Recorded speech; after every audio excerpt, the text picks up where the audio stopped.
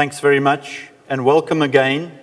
My name is Chris Atkinson. I'm a program director here at ARPA-E, and I'd like to welcome you to this afternoon fast pitch session, where we'll be talking about a mix of current programs at ARPA-E, as well as some concepts and ideas for the future. We have today Dr. John Lemmon, Program Director, Dr. Bryan Wilson, Program Director, Dr. JC Zhao, Program Director, myself, and Dr. Ashwin Salvi, an ARPA-E Fellow.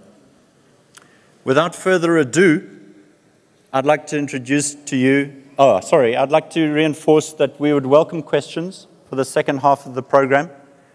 And if you could text your question or tweet it to the addresses shown on the screen, we would greatly appreciate it. So the first half of our presentation will involve a series of 5 short 6-minute descriptions from us. And then the second part of the program will be an interaction with ideas, comments, and questions from you, the audience. Without further ado, I'd like to introduce Dr. John Lemmon, Program Director. Okay, thank you. Thank you all for coming today. And I'm going to talk to you about integrating storage and power into the grid, providing energy when and where you need it. And you're probably thinking, what do you mean by that? I woke up this morning and I turned on my lights, and I always have power when and where I need it. But let's think about what's going on in the future, and I'll show you some slides where how the grid is changing. So if you look, real simple concept of the grid, we generate electricity through some sort of fossil fuel. We burn gas, coal, spin a turbine. We take that electricity, it goes through the transmission network, high voltage, and then that voltage is stepped down at substations, and then it goes to the distribution network. And that whole system is very complicated, and it also is one-way power flow and one-way control. So what happens, though, when we're following this trend where we're starting to add more and more distributed generation?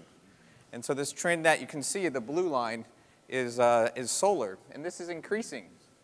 And so this has a big impact on how the grid is actually ran, and also the reliability and flexibility of the grid. And so what do I mean by that? So this is what's predicted through the CalISO. This is from CalISO. And so what you're looking at is megawatts on the y-axis and then time. And so we're looking at the net base load, and is what you see as you put more and more renewables onto or even not even renewables, but more on the distribution network, you actually see that we get this curve where we are getting these requiring large increases in ramping to actually meet the demand. And so this creates problems for the grid. So there are some approaches now to manage these ramps. And so right now we do it through demand-side management, a policy. There's also new gas turbines and engines coming out, capable of ramping up fast to meet those ramps. And then now also there's energy storage. And so California is looking at installing 1.32 gigawatts by 2020 through their initiative. So these approaches all have trade-offs, and here we're looking at what we call a Ragone plot of power and energy. And so you're looking at duration versus how fast. And so you can see this is for a few battery systems.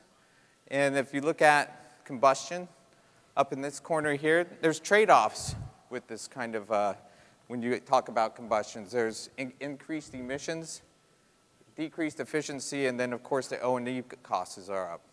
So trying to meet those ramps, we're taking a couple of different approaches. Our first approach is at we call a systems level, and this is through the program Charges. And so Charges looks at how do we put storage and integrate that with distributed generation, whether it's PV or even a natural gas turbine. And so we're doing these prototypes on this program through microgrids, looking at what is the true valuation of storage. How can we actually come up with an economic duty cycle for grid storage, and by stacking applications and things like that. Second approach we're taking is through the Rebels program, where we say, can we actually store energy and provide power in the same device? So can we take a fuel cell and store energy inside the electrodes? So if you look at this simple cartoon, what's the benefit of looking at that, what we do in Rebels program? Essentially, we're taking, if you look at this graph, it's installed cost versus the ramping capability. So you have current fuel cell technology, SOFC, others, things like that, power gen, engines, and batteries. And basically is what you can see, if we can, through Rebels, lower the cost of fuel cells, make them more responsive, faster startup times, we're looking at that approach through an intermediate temperature play. However, when we start to combine power and storage in the same device, we can perhaps lower the cost into a new paradigm where we actually can store energy, meet these ramps, while providing power for the longer duration. So this is the portfolio for Rebels. Essentially, it's 13 projects, $33 million. And is what I have this graph is I have performers looking at just the fuel cell. And some of the technologies are closer, near term to market, and some of them are ARPA-E crazy ideas. And then we have category 2, which is combining fuel cells and battery mode together.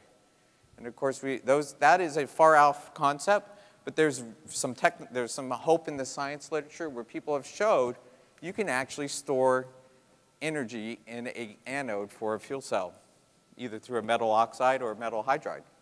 And then, of course, the third category here is fuel cell plus fuel production. And so converting methane gas to a usable fuel, if you can put that in a tank, that's a way of storing energy also. So through this portfolio, we hope to provide energy when you need it, where you need it, more efficiently and cost competitive. And thanks for your time.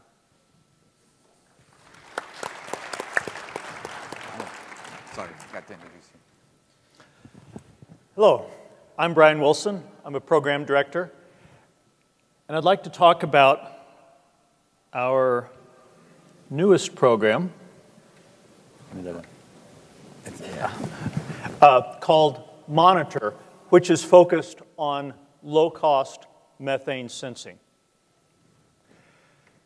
The use of natural gas is increasing in the United States, largely due to the new technologies of horizontal drilling and hydraulic fracturing. If done right, natural gas presents the opportunity for a reduction in greenhouse gas potential when compared to coal. So natural gas produces less than half of the CO2 of coal when used for power generation. However, natural gas is the primary constituent is methane.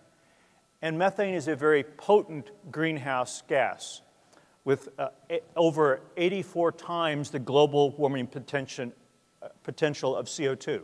So if we're losing more than a small amount of natural gas from the wellhead to the burner tip, that could significantly degrade the environmental advantages of using natural gas. So the issue is, how do we monitor natural gas? And the truth is, we have equipment that allows us to measure methane, but it's too expensive. So it's only used for occasional research projects, and it's really too expensive to be incorporated for daily use on site. So we established the Monitor program to develop disruptive, low-cost technologies for methane measurement to facilitate the widespread utilization and facilitate voluntary reductions in methane emissions. Every ARPA-E program has metrics. So the metrics we're using for the Monitor program are that we want to measure very small leaks, up to 1 ton per year, which is 6 standard cubic feet per hour. We want to do this on a well site for less than $3,000 per year. And we've chosen the well site as the target system. We're interested in all stages of the value chain, from production, gathering and processing, compression, transmission, distribution. But the one that's most cost constrained is actually at the well sites. So we're focusing on the well sites. So we have an aggressive cost reduction. We're asking that these systems not only detect leaks, but estimate the mass flow rate of the methane that's being released, the location of the leak, and then actually broadcast that information remotely wirelessly to a base station. So it's a very, the focus is on developing very complete systems over a 3-year period. These projects are getting under contract right now. They've been selected. We're under the contract negotiation. Nominally starting projects will begin next month and proceeding over the next 3 years. We have 11 projects, a little over $30 million. We have 6 systems solutions. So I'll just briefly describe some of these. So Bridger Photonics is a company out of Bozeman, Montana. They have very high precision laser ranging systems. They've combined this with a laser backscatter absorption system that allows them to build tomographic clouds of methane plumes, which they can use to both locate and estimate the quantity of emissions. Palo Alto Research Center is developing very low-cost chemical sensors of carbon nanotubes that are essentially printed onto low-cost plastic. These carbon nanotubes are then functionalized with different chemicals that respond in different ways to different constituents of natural gas, and combined together that provides a chemical fingerprint that tells us the composition of the gas at very low cost with very low power. IBM, which we know is big data systems, big cloud systems, is developing networks of self-organizing communication systems that gather the data from low-cost sensors, beam that up to the cloud, and perform the inverse dispersion analysis to do the quantification and leak location. They're also developing a very low-cost spectrometer, basically a spectrometer on a chip that gives them, provides the opportunity for very low-cost optical sensing. PSI, Physical Sciences, Inc., Incorporated, has developed a line-of-sight laser backscatter spectrometer that is currently in industry use. It's a fairly large system. They will be dramatically reducing the cost of that, reducing the cost and the weight. PSI also manufactures an unmanned aerial vehicle called the Instant Eye, which is sold to the Department of Defense. And their sensing system, line-of-sight sensing system, will be incorporated onto the UAV to allow them to the best vantage point, again, to fly over well sites and quantify and estimate the location of leaks. Rebellion Photonics is a company out of Houston that is developing a multispectral imaging system that looks at 12 different spectral bands from about 7 microns to 15 microns and allows them to take pictures of the methane leaks, estimate the composition, and from that do image analysis to get mass flow rate. And then Eris is a company out of California that has a very small spectrometer and a very advanced dispersion algorithm that allows them to estimate location. We also have 5 partial solutions. Maxion out of Maryland is developing a very low-cost laser, 3.3 micron laser that doesn't measure directly, but it's the principal component in other tunable laser diode absorption systems. So this would be an enabling technology to other spectrometers. General Electric is developing optical fiber sensing systems. Duke University is developing a low-cost coated aperture mass spectrometer, which gives you a very complete image of all the constituents in the natural gas, but at a very low cost and a small form factor.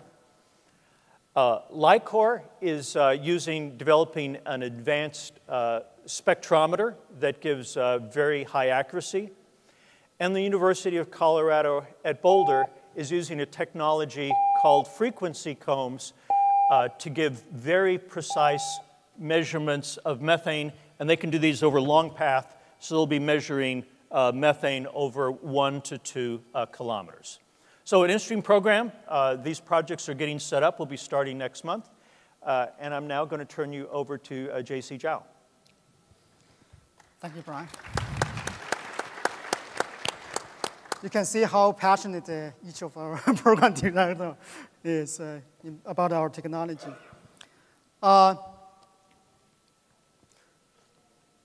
So what I'd like to do today is to explain to you the rationale that I think we need a natural gas powered generators in your home, every home, okay? Just like Bill Gates had a vision that have a PC on every desktop. This is a vision to have a generator in every home, and why it makes a lot of sense out of those. I'm sure you have seen this chart many times. What I just want to emphasize is look at this gray band at the top and the gray band at the right-hand side. So the top is the waste heat, the waste energy that we have generated during the electricity generation. The bottom side is the transportation side. My colleague Chris is going to come up and talk about how to reduce that part. So this spaghetti diagram looks too complex. I'm going to clean it up, get rid of the small spaghettis, and just focus on the key ones you are going to see on this part and the generation part. So you can see we're going to be talking in quadrillion BTUs, quarts. So for those of you that are in tetrawatt hour or megawatt hour, so it's 300 tetrawatt hour per quarts and 300 million megawatt hours. That's a tremendous amount of energy for each quart, okay? As you can see, the orange line on the top, this is 12.4 quarts of electricity is generated per year. And in the process, the aggregated efficiency of all the power plants together are 33%.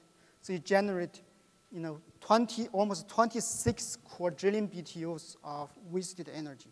So if you look at the chart, it's almost like all the natural gas goes to the power plant, all the coal goes to the power plant, completely wasted. That's how much energy was wasted in the process, you can see here.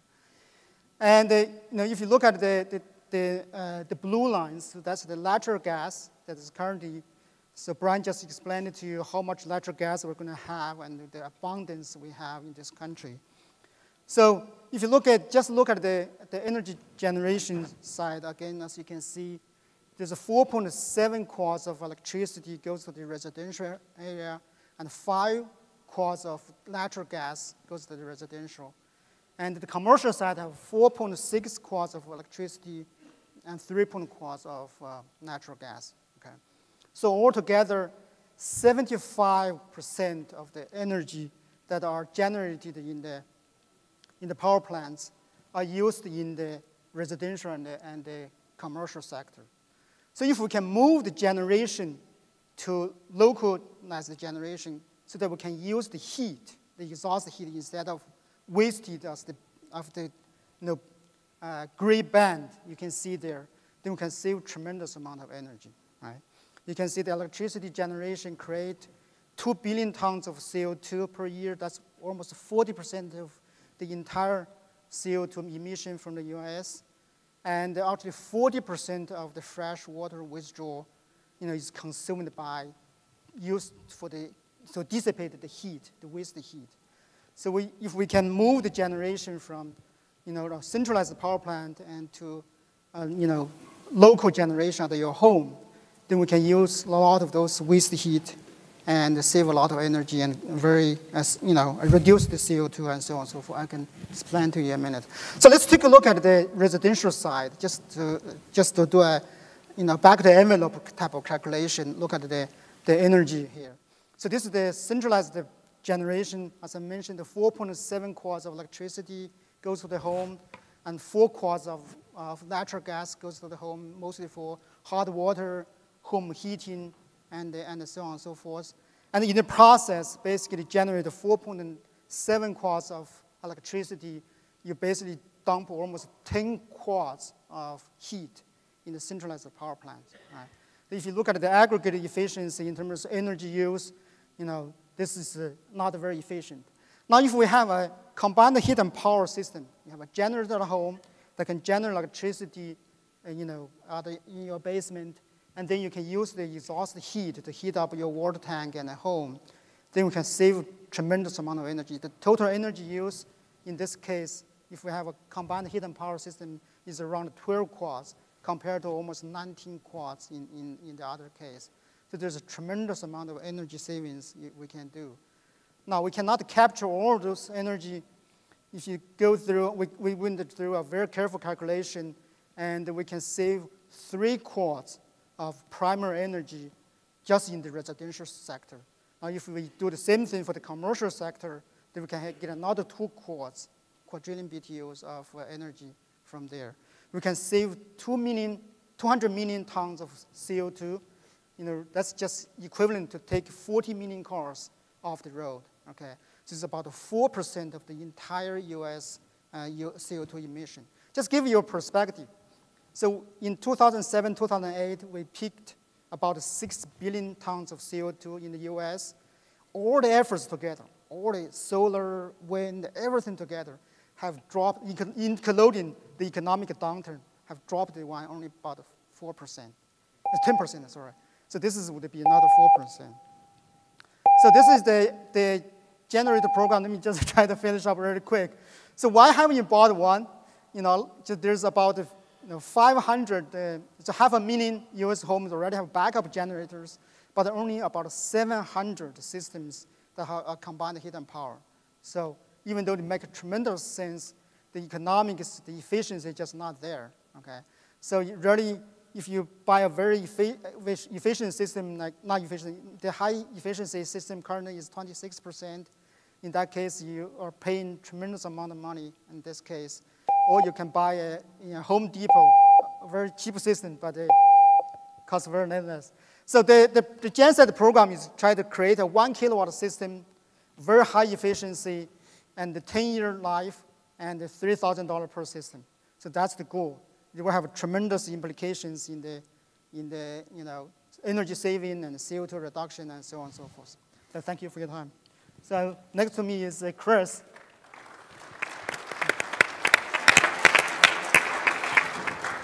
Thank you, JC. As JC said, I'm Chris Atkinson, a new program director at ARPA-E. All ARPA-E programs start with an idea. We like to think they start with good ideas. But here is one such idea, and I've entitled it Zero, Reducing Oil Imports to Zero Through Efficient Engines for Transportation. I'll talk a little about the energy opportunity to reduce imported oil to zero, the technology options for increasing vehicle efficiency, and the potential outcomes for the United States. This plot you can see here is our recent total petroleum and oil usage in the United States. It's roughly about 16 million barrels per day, of which gasoline is about 9 million barrels per day, and middle distillate use, which you can term as diesel fuel, is about 4 million barrels per day. You can see in recent years there's been a significant increase in domestic oil production. We're up at about 9 million barrels per day, and that has resulted, all of these combined, have resulted in us reducing our imported oil requirements to about 6 million barrels per day.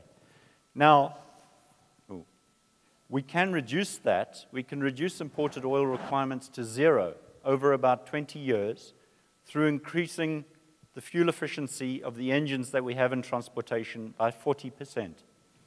40% over 20 years with no increase in domestic production will give us a zero imported oil requirement within about 20 years. So the energy opportunity is enormous.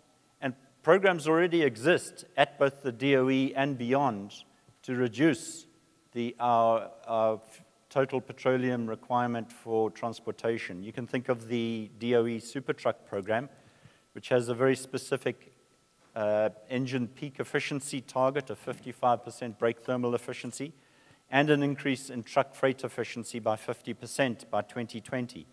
On the light-duty side, of course, we have corporate average fuel economy requirements, and by 2025, the fleet averaged number will need to be roughly 54.5 miles per gallon gasoline equivalent, allowing for various allowances along the way.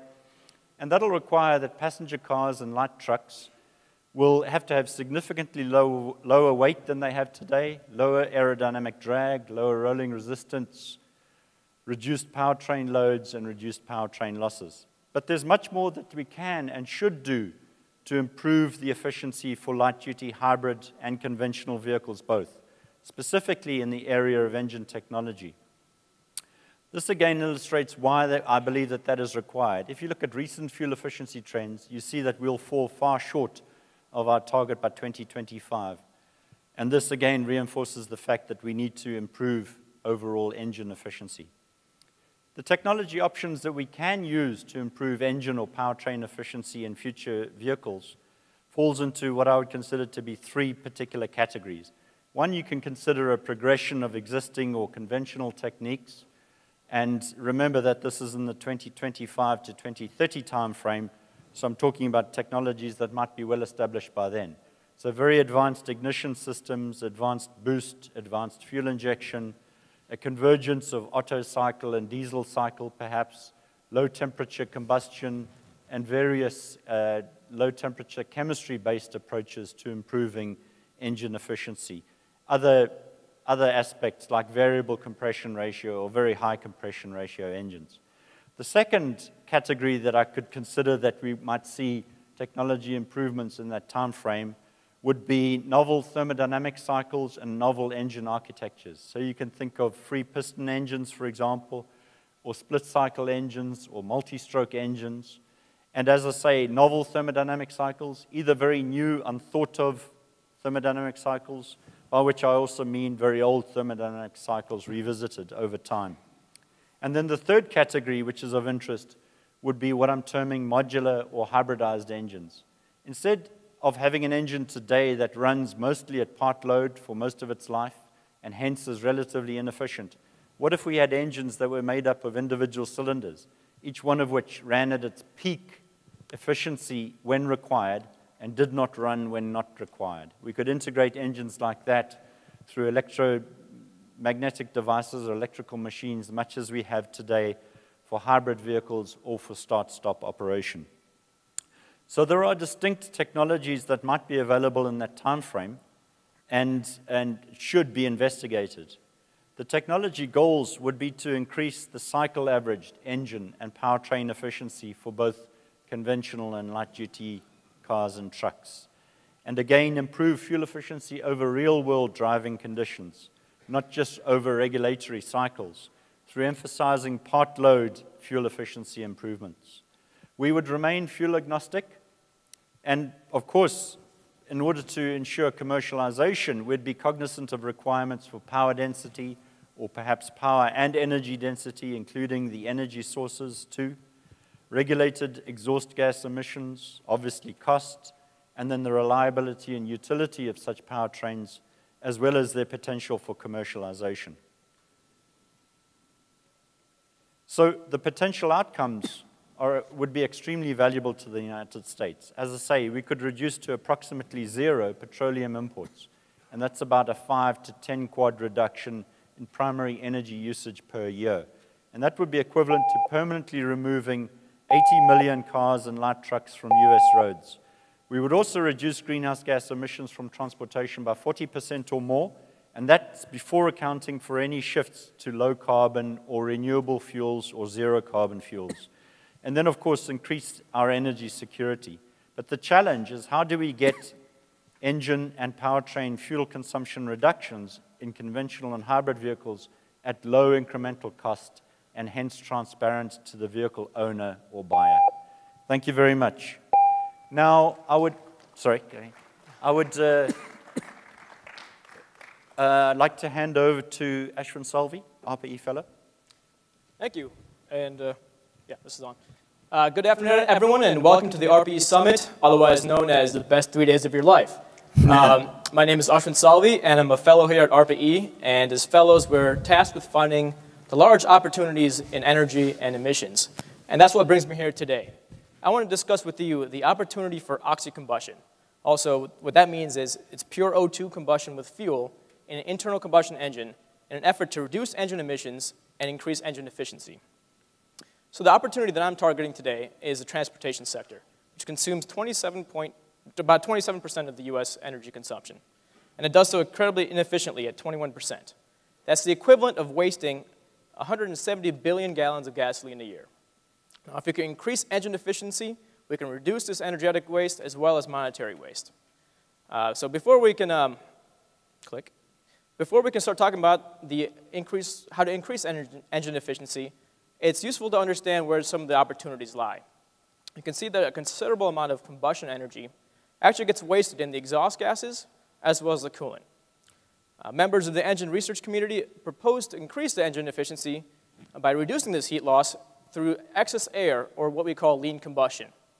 In addition, lean combustion also increases the energy output of the engine through increase of the ratio of specific heats, also called the gamma effect.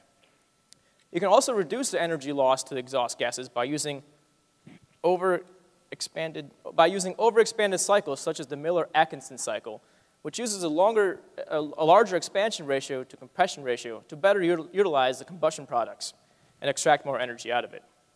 So, what's holding these technologies back? Well, the fact is, engine emissions need aftertreatment.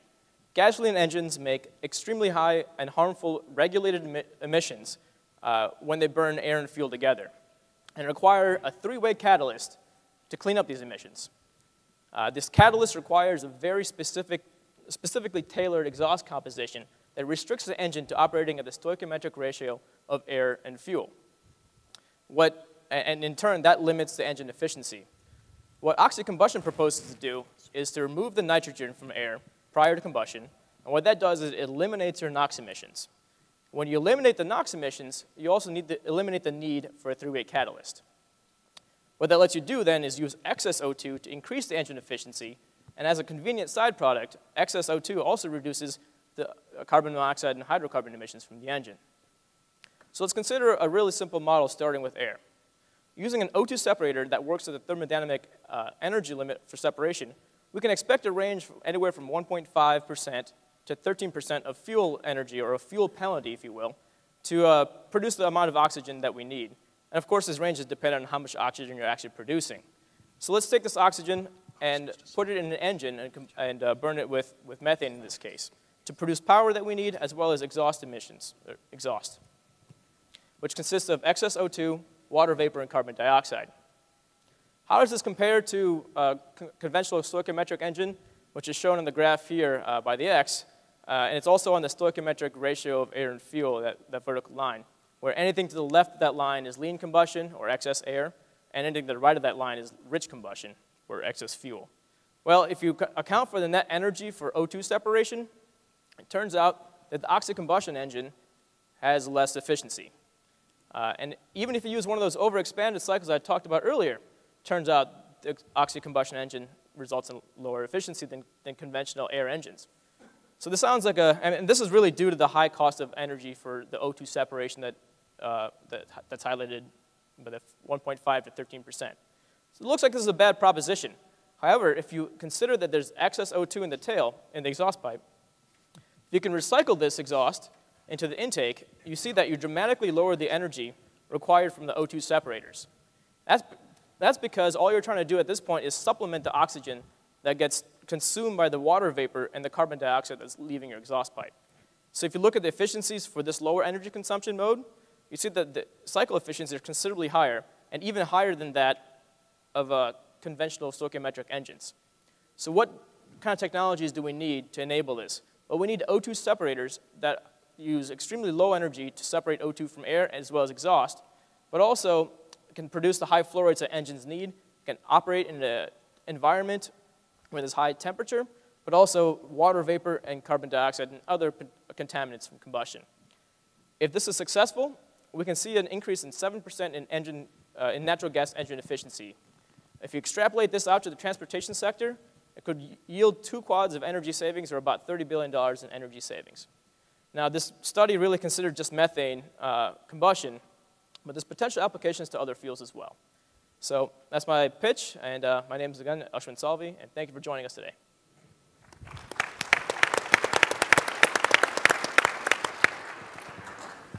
Thanks, Ashwin. Now, I would urge you to ask questions, please, to text questions to those numbers or to tweet them. We've received several questions already, and I'm paraphrasing now, but the first question is for Dr. Bryan Wilson. How is ARPA-E's monitor program different from EDF's program in methane emissions reduction? Yes, so the EDF, the Environmental Defense Fund, is currently evaluating existing methane sensing technologies. Our goal is to develop the next generation of disruptive technologies that are much lower cost and much higher sensitivity. We're very aware of EDF's program. We have let each other know what's involved with our program, and our view in discussing with EDF is the programs are not duplicative in any way. They're looking at what's on the market right now, and we're looking at what would be disruptive in the future. And I have a follow-up question, Bryan, and that pertains to commercialization. When would you anticipate that the technologies currently being investigated in your monitor program, when would you anticipate that the first of these might see commercialization? So the monitor program is somewhat unique in that we have set metrics that drive much farther towards commercialization than most of our other programs. For example, these systems solutions actually have to have data protocols. They have very precise requirements around not only the sensitivity, but on false positives. So at the end of the 3-year period, those are actually close to commercializable technologies. So we do anticipate that those would be field tested within that time frame. We will be most likely establishing a field test site that essentially is a simulated well test pads, so that will test these systems in simulated production environments, both at the end of the 2nd year and at the end of the project at the end of the 3rd year. So there's a distinct pathway from technology development to technology testing and then technology commercialization at some future stage. Yeah, absolutely. All of these projects involve significant scientific and technological risk. To mitigate that, we have very precise milestones on the project, but we also have milestones around commercialization. So they have what we call milestones on the techno-economic analysis to show that they will meet the cost goals that we've specified, and they have to develop a commercialization hypothesis early in the project and be making progress towards commercialization. Thanks, Bryan. There's a question for John with regards to the Rebel program. What are the CO2 emissions from technologies in the Rebels program, and are they lower than emissions from centralized natural gas combined cycle plants? Okay, so I don't have the exact number on the CO2 emissions, what Rebels will put out, but what I will tell you is that the Rebels approach can potentially lower emissions compared to combustion. And here's why. So Rebels also is looking at generating energy on the distribution side of the grid. And so you're actually moving power and energy closer to the end user. So you're losing about, in the current grid, you're losing somewhere between 7 and 8% of your energy is lost on the transmission distribution line.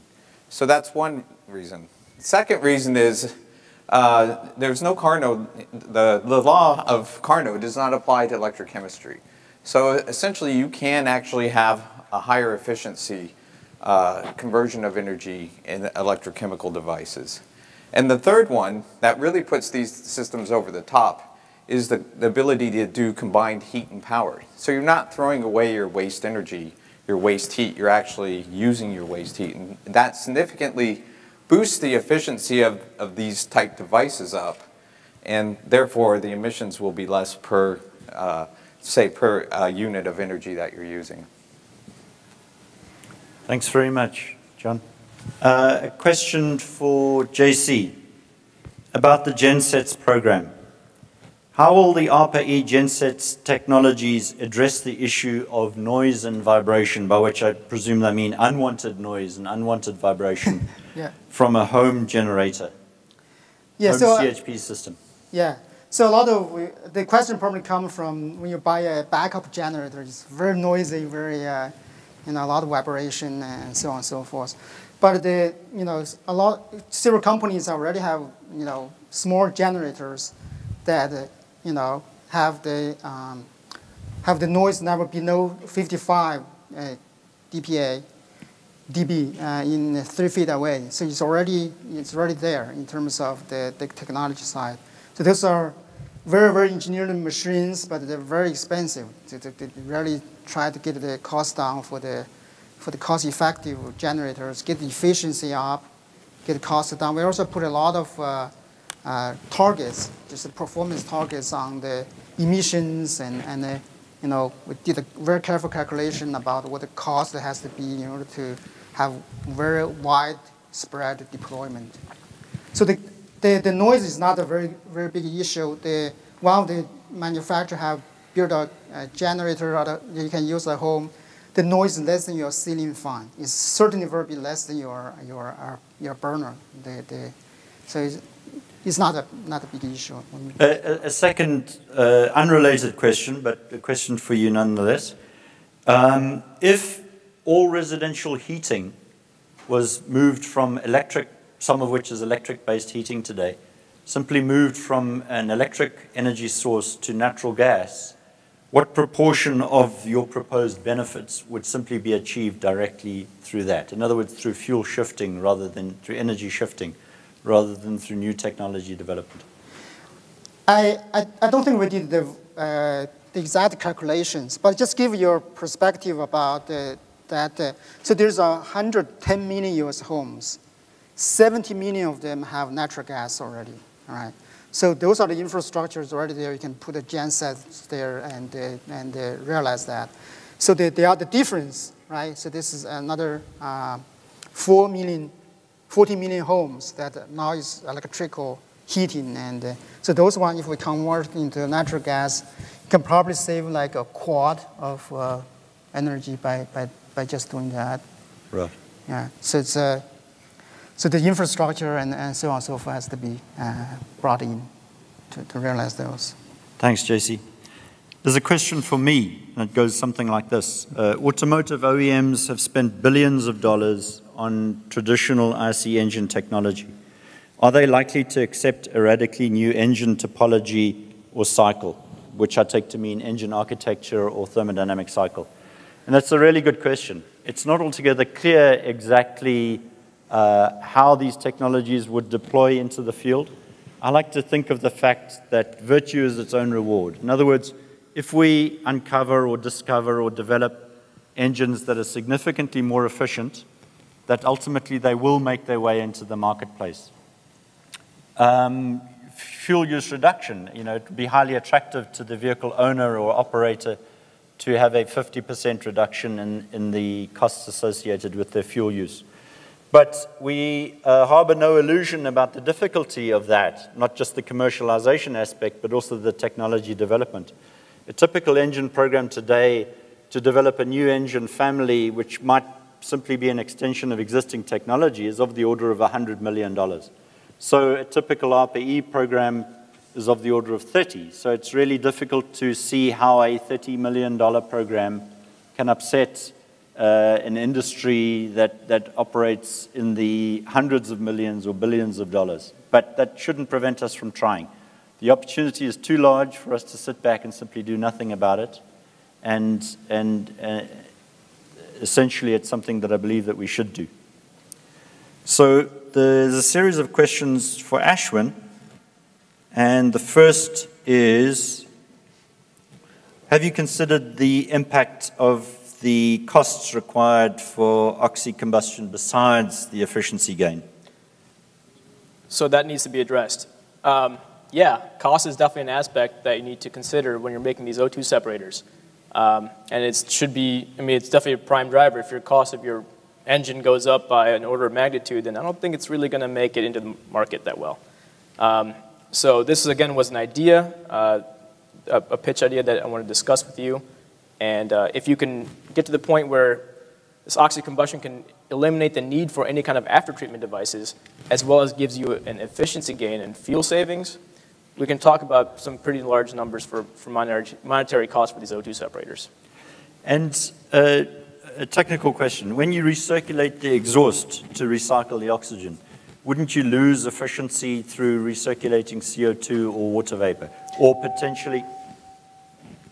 potentially reduce the power density of such a system?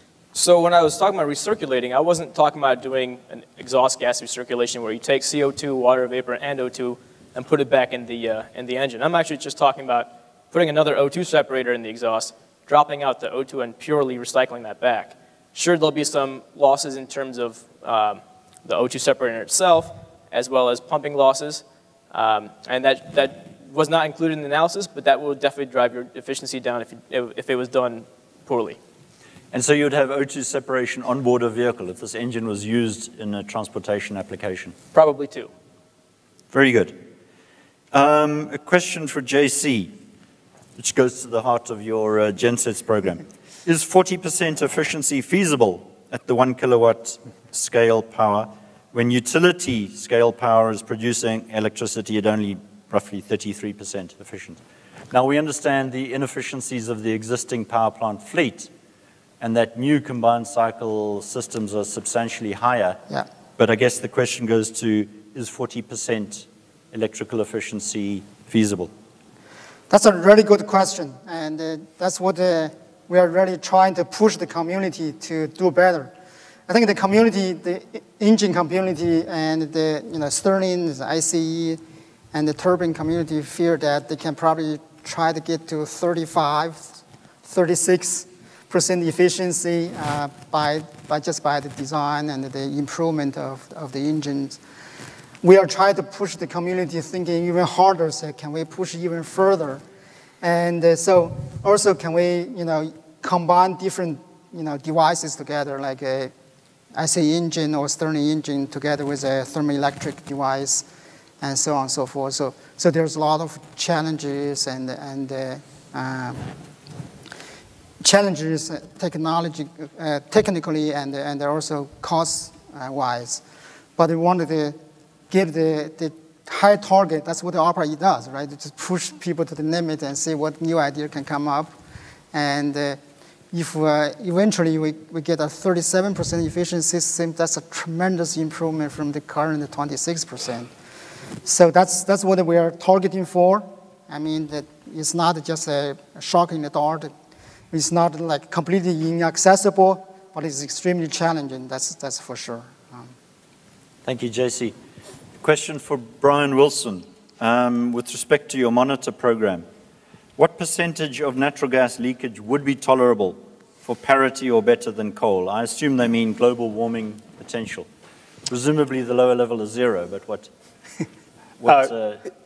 So that's really a political and judgment call that I'm going to sidestep. Very good. Our goal here is to develop the technology, and the scenario on this is that if a vice president of an operating company gets a report every month that says this is how much methane you're losing from your system, that's a powerful motivation to drive improvement. So this is our premise going into this is that any reduction is good. So Bryan, why is the vice president instead of the CEO? Give the report. If the lawyer's involved, then the CEO gets it. John, a question for you about rebels. how will Rebel's technologies avoid the durability issues that have plagued other fuel cell technologies? I guess that's a loaded question. Yeah, I wonder. So durability, that is, so just a little bit further description of Rebels is where we targeted Rebels, and that has a little bit to do with the name, is that we said we want technology that's above 200 degrees C, but less than 500 degrees C. So where we're trying to balance is we're trying to raise the temperature high enough so that we can get the kinetics and also the ion transport versus low temperature. And then from the high temperature fuel cell technology, we're trying to lower that temperature so that we can actually improve the materials, things like thermal mismatches and avoiding really expensive alloys that you need when you're running at higher temperatures. So it's actually a compromise between in temperature that we're compromising performance versus cost trade-offs. Thanks, John. And yet more questions for you, Ashwin. It's your talk has engendered a lot of interest. What O2 separation technologies are you considering, or are you, do you have any in mind, I guess? Sure, so that's a great question. And the way I phrased this really was meant to challenge everyone in the audience that's interested in separations. The numbers I presented were really for the thermodynamic energy for separation. That's a challenging number to hit. And if you consider state-of-the-art, which is an order of magnitude off, you don't get any efficiency gains. So we really need to work towards getting lower and lower energy costs for O2 separation, for example, in this case, in order to make this a feasible idea. So I didn't pick on any certain technology. I just went about a thermodynamic analysis of the situation. So in essence, yours is a blue sky idea in the real sense of we want blue skies. What could we do? What can we do and what can be done? Yeah. And what sort of a technology pathway might there be towards the future? That's right. Very good. There are some questions that have been asked with respect to funding opportunity announcements, and unfortunately we can't comment directly on those. I would urge you to review the ARPA-E website with respect to concerns regarding funding opportunity announcements that are currently open. There's a question, I guess, that directed at me, and that is, how much is ARPA-E willing to support innovative IC engine topologies and thermal cycles?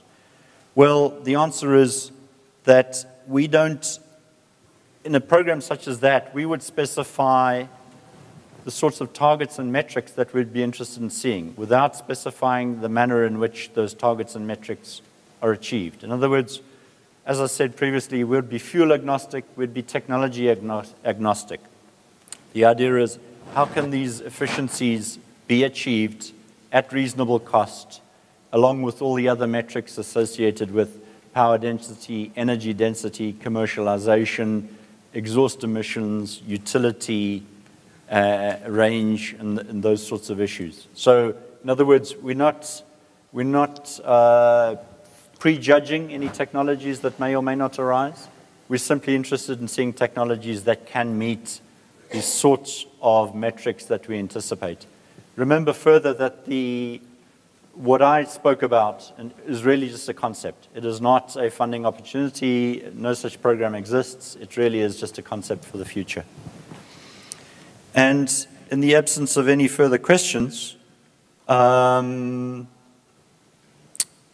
think that's it. Thank you very much for your attendance. We greatly appreciate it.